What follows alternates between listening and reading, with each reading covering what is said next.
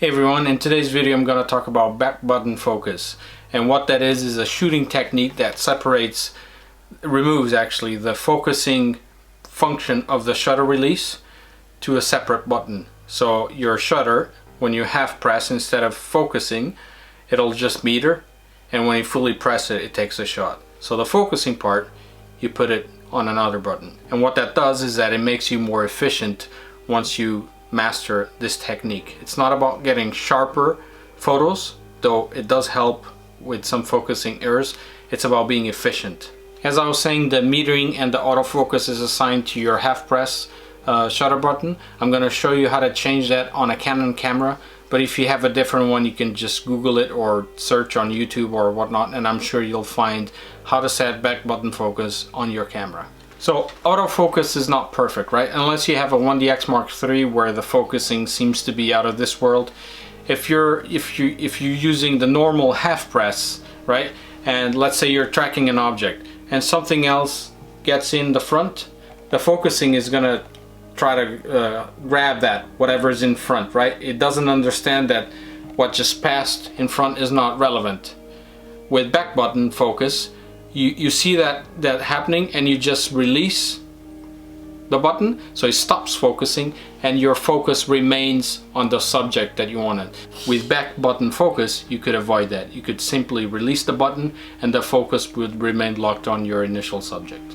Another good reason for using back button focus is, say you have a subject at the very edge of your viewfinder and you don't have focus points there, right?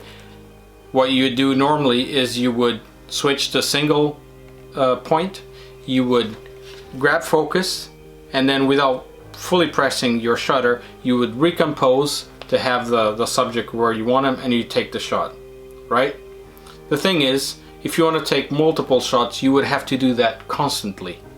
Focus, recompose, take a shot. Focus, recompose, take a shot. With back button focus, you could simply lock the focus once, remove your finger from the autofocus button on the back, recompose, take as many shots as you want, a lot more efficient. One thing I would recommend though is, if this technique is new to you, if you're just trying it out, don't use it on an important event, okay? If it's something that you've never tried before, practice at a game that doesn't matter, or in the park, or your dog, or whatever. Don't use it at an important match where you need to nail your shots. It'll take a little bit of time to master this technique, but once you do, then you won't go back. At least I don't know anyone that uses back button focus or tried it and didn't stick to it when they're doing sports photography. So if you do it for the first time, make sure you practice it first before actually doing it at an important event. You don't want to be missing any shots, and when you do start learning this technique, you will miss some, and that's fine. Now I'm going to show you how to set up back button focus on a Canon camera. If you have a different brand, you can just simply Google it or go to YouTube or check the manual, but it should be pretty straightforward to set up your camera for this. Okay, so this is the back of a Canon 80D. It should be pretty much the same for all Canon cameras. Now you can access this by the actual menus, but the easiest way to do it is through the quick selection one. So quick selection, then custom controls here, and now you can see the half press is actually set for metering and autofocus start. That's the default, so I'm gonna press that, and I'm gonna change it to just metering start, and I press OK, and that's it. Now to focus, I'm going to use this button, the AF on, that you see here at the back.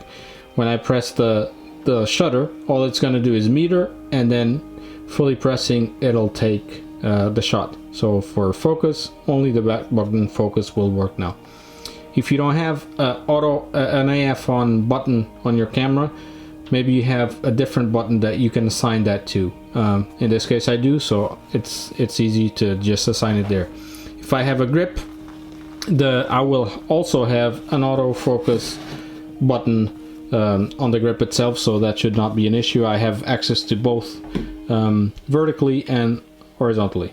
And that's it. If you like this video, hit that like button, it helps a lot. If you love it, subscribe, and I will see you on the next one. Cheers guys.